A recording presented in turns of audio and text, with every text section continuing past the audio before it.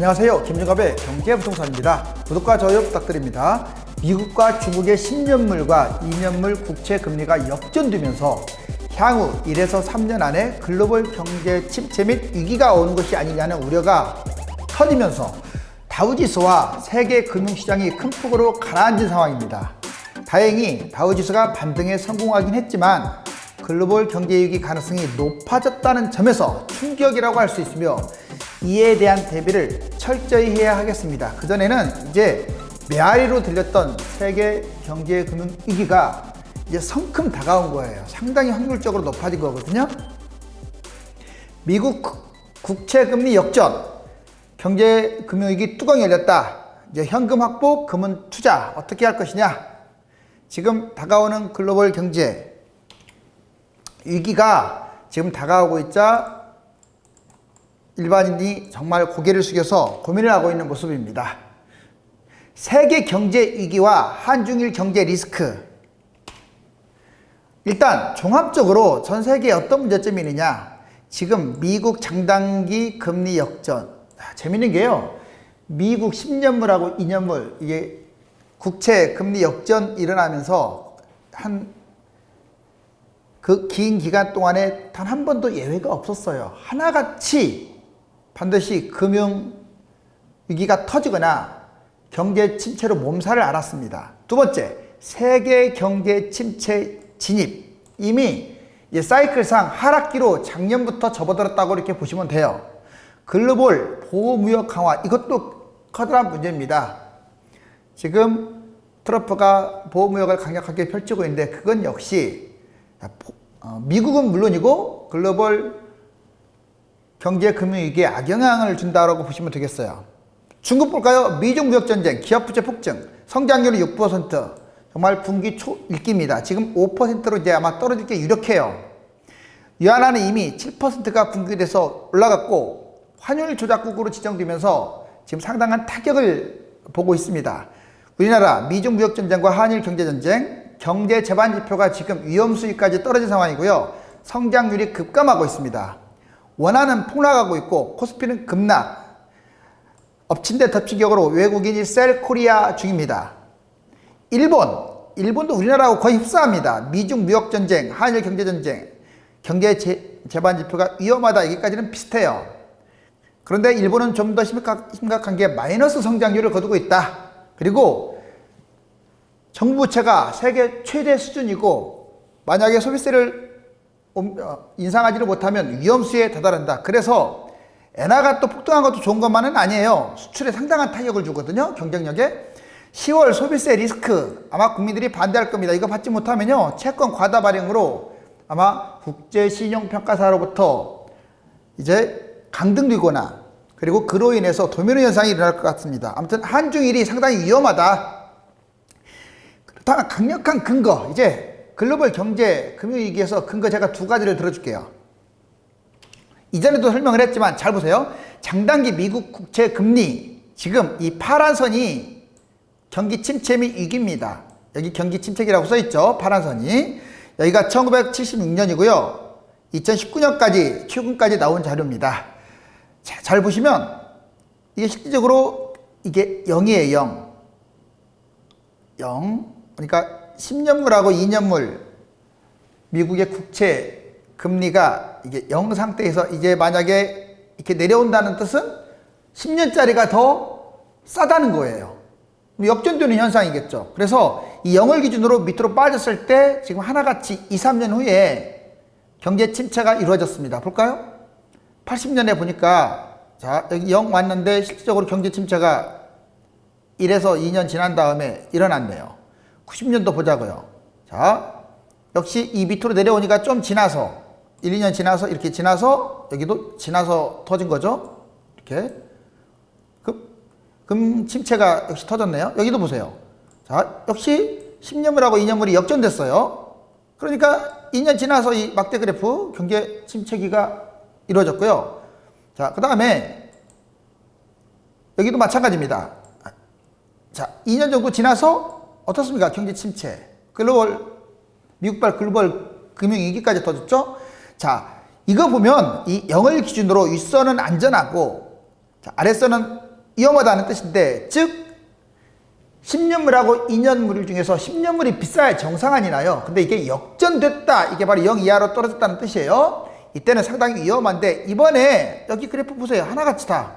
자, 위험했을 때를 선을 한번 이어볼게요. 정말 위험하죠. 이제 1년, 2년 이후에 금융위기가 터질 확률이 높다, 또는 경제 침체가 장기화될 가능성도 있다. 역대 미국 국채금리 2년물과 10년물 역전 사례, 아까 제가 말씀드렸던 것을 쭉 정리해놨어요. 17개월, 11개월, 20개월, 34개월, 24개월. 거의 1에서 2년밖에 안 걸리죠. 그 안에 사단이 난다는 뜻이에요. 2년물과 10년물 국채금리가 역전된 이후에 두 번째, 제가 두 가지라고 얘기했죠. 강력한 징조. 자, 미국 기준금리 상승주기 돌입. 뭔 말이냐면, 이제 지금 상승주기가 점점 낮아지고 있어요. 금리가. 처음에 여기 보세요. 자, 1986년 5일 쇼크 16%였네요. 여기 16%. 쭉 이어보면 한 그 정도 돼요. 16% 여기. 자, 이렇게 16% 듭니다. 여기는 지금 우리나라와 미국의 지금 기준금리가 좀 내려왔다, 이걸 지금 보여주고 있는 건데, 아무튼 16%. 그 다음에 1992년 유럽발 10% 여기입니다. 바로 여기. 점점 금리가 낮아지고 있어요. 예전에 상당히 높았죠. 자, 16이 15로 떨어졌네요. 그 다음에 2002년 닷컴 버블 때 7.5, 7.5가 어디 선이냐? 바로 이 선입니다. 이 선. 여기 보시면 7.5, 이 정도 쭉 한번 이어볼게요. 점점 낮아지네요. 이번에 2008년 5%에서 미국 금융위기가 왔습니다. 자, 여기네요. 5%. 한번 이어볼까요? 자, 딱 거기죠? 자, 그리고 여기라고 해도 되고요. 이번에 2019년, 자, 이제 3% 정도면 금융위기가 온다. 아직 3%까지는 못 올렸고 이번에 좀 내렸잖아요. 자, 이렇게 조금 내렸는데, 자, 어찌됐거나 여기서 중요한 것은 16, 10, 7.5, 5, 그 다음에 3, 이렇게 금리가 점점 낮아지면서 금융위기가 터지고 있다. 이거 상당히 중요한 자료입니다. 최근 1년간 미국 장단기 금리 격차 보시면 2018년, 그 다음에 2019년 8월 현재까지입니다. 어떻습니까? 갑자기 쭉 털어졌죠? 마이너스 쪽으로 지금 돌입했고, 미국 장단기 금리 역전 여기 보시면 10년물 파란색입니다. 1.623. 그리고 2년물. 자, 2년물 보면 1.634. 역전됐네요. 여기 보니까. 그리고 글로벌 금융위 이거 침체, 금융위기 징조를 한번 이제 여러 가지 도표를 통해서 알아봅시다. 미국만 그런 게 아니에요. 지금 역전된 게. 영국도 역전됐어요. 10년물하고 2년물이. 그리고 독일, 그 다음에 우리나라 할 것 없이 여기 보시면 바짝 달라붙었잖아요. 자, 0을 기준으로 해가지고. 그래서 지금 이게 비단 미국만의 문제가 아니다. 글로벌 경제 금융 위기 또는 침체 징조는 여러 가지가 있습니다. 금값이 뛰는 것은 전혀 좋은 현상이 아니에요. 그만큼 경제 위기가 지금 가시화된다는 거예요. 자, 정말 엄청나게 올라갔죠. 하락하는 미 국채 금리. 자, 미 국채 금리는 오히려 장기적으로 올라가야 좋은데 경기가 그만큼 안 좋아진다는 징조 아닙니까? 그리고 위안화 기준 환율. 자, 위안화가 7포인트까지 넘었어요. 자, 지금 세계에서 가장 금융위기가 터질 가능성이 높은 나라가 중국이라고 하잖아요. 자, 이제 15일 날, 자, 우리나라는 그날 하루 개장을 안 했는데 보세요. 미국 지수가 무려 마이너스 3.05, 독일도 마이너스 2, 일본 마이너스 2.1, 호주 마이너스 2.8. 정말 대폭락을 했습니다. 특히 미국이 이렇게 폭락해 본 적이 없어요. 3포인트도 넘게 폭락해 본 적이 몇 년간 없었는데, 지금 오히려 중국발 문제보다도요, 이것은 단순하게 어떤 협의해가지고 들은 문제가 아니거든요. 이미 구렁텅이에 빠졌다는 뜻이기 때문에 경제 침체 상당히 위기 신호라고 할 수 있습니다. 실질적으로 다우산업 그래프 보세요. 지금 유일하게 세계 최고의 신고가를 찍으면서 날아가고 있는 것은 다우밖에 없어요. 이거 좋은 징조 아닙니다. 왜? 자, 미국발 금융위기 터졌을 때도 다우가 엄청 꼭지로 치고 올라갔거든요. 그러다 갑자기 터진 거예요. 지금 그때하고 쌍둥이 모습이에요. 여기서 지금 보여줄 수는 없는데, 자, 20년 그래프를 보면 이 그래프하고 거의 똑같아요. 이렇게 하다가 이렇게 떨어지는 거예요. 우리나라 이번에는 한국의 경제 침체와 위기 징조 보겠습니다. 우리나라도 역시 마찬가지입니다. 지금 10년 국고채 빨간색, 3년 만기 국고채 검정색 쭉 떨어졌는데, 자 8월 13일자 최근 어떻습니까? 거의 바짝 달라붙지 않았나요? 1.150, 1.29 역전되는 것 역시 시간 문제입니다. 그래서 지금 아마 이제 원래 금리가 인하 안 될 것이라고 예상을 했는데, 이제 지금 현재 1.50에서 계속 이렇게 내려갈 것이다. 자, 이렇게 내려갈 것이라는 전망이 지금 우세해요. 금리 인하. 그렇다고 해서 금리 인하 된다고 해서 뭐 부동산이 폭등한다든가 그런 차원이 지금 아닙니다. 경제가 아주 안 좋다는 신호기 때문에 지금의 금리 인하는 차원이 달라요. 한국은행이 하향 조정한 올해 주요 경제지표, 경제성장률 2.2, 이것도 더 내려갈 것 같아요. 설비 투자 마이너스 5.5까지, 수출 0.6으로, 그 다음에 경상수지 흑자 규모 자 590, 그 다음에 물가 0.7 각각 지금 하향 조정하고 있고요. 대기업들의 매출액, 영업이익, 순이익 모두 다 감소하고 있습니다. SK 같은 경우도 지금 큰 폭으로 지금 감소해가지고 마이너스 7.7, 그리고 포스코 마이너스 28.9, LG전자 마이너스 30, 하나 마이너스 26. 물론 아직까지는 흑자지만 지금 순이익이 크게 감소하고 있다는 것을 보여주는 사례예요. 코스피 볼까요? 코스피 역시 10년 그래프를 한번 보겠습니다. 자, 여기 쭉 한번 이으면 여기 2015년에 크게 떨어질 때 나왔잖아요. 여기 제가 적어드렸어요. 2015년 8월 24일 때 얼마까지 떨어지냐? 1880.89까지 떨어졌어요. 자, 이게 하나의 지지선이 되겠죠. 그런데 얼마 전에 자 떨어졌다가 조금 반등했었는데, 이때 1891.81 거의 비슷하죠. 2015년 바닥을 찍을 때와 2019년 8월 6일. 자, 이 두 개 쉽게 말하면 1880 이 선이 무너지고 1850선이 무너진다면 이제 금융위기에 한 단계 더 진입했다는 거예요. 그래서 제가 지금은 인버스에 투자 많이 하기보다는 기다리라고 말씀드렸죠. 일자별 수면서. 근데 더 심각한 것이 있습니다. 바로 오늘까지도 외국인이 팔고 있어요. 여기 보세요. 다 팔았죠, 외국인. 자, 단순하게 코스피가 오르고 떨어지고만이 문제가 아니에요. 계속 팔아제끼고 있어요.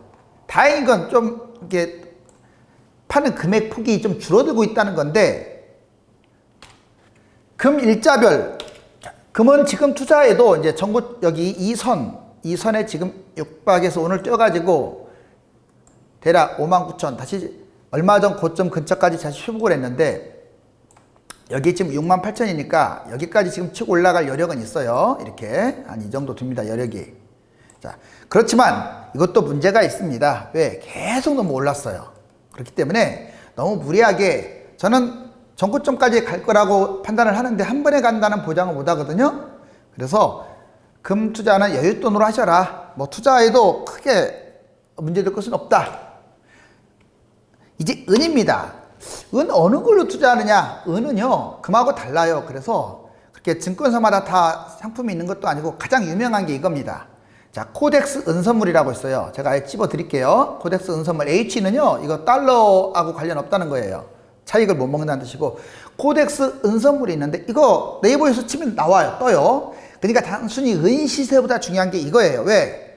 펀드가 이거밖에 없기 때문에 그래요. 여러분들이 은을 살 수는 없잖아요. 뭐 살 수도 있겠지만 이게 펀드로 접근하는 게 좋으니까. 여기 보시면 최고, 자 12,245에서 여기 보시면 이제 12.245에서 지금 최저 3.195를 찍고 오늘 3.85, 대략 3분의 1권이잖아요. 조금 요즘 반등을 했으니까 3분의 1권이라서 아까 금에 비한다면 금은 한 이 정도 됐을 거예요. 여기 꼭지가 여기라고 치면. 근데 얘는 지금 여기기 때문에 올라갈 폭이 훨씬 크다. 뭐 단순 비교하면 그래요. 근데 이 단순 비교가요, 거의 또 맞아 떨어져요.